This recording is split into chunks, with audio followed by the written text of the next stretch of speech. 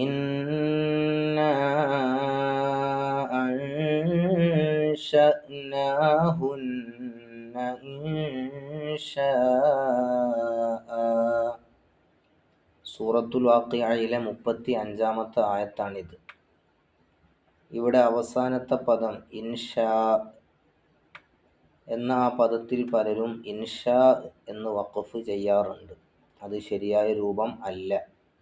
അവിടെ അവസാനത്തിൽ അലിഫോടുകൂടെയാണ് വഖഫ് ചെയ്ത് ഓതേണ്ടത്.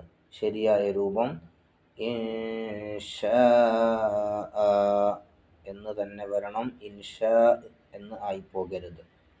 അപ്പോൾ ഓതേണ്ട യഥാർത്ഥ രൂപം ഇന്നാ അൻശഅനാഹുന്ന ഇൻശാഅ. ഇൻശാഅ എന്ന് തന്നെ ഓതി ശീലിക്കണം. ഇൻഷാ എന്ന് സുക്കൂനുമ്മൽ അല്ല അവിടെ വഖഫ് ചെയ്യേണ്ടത്.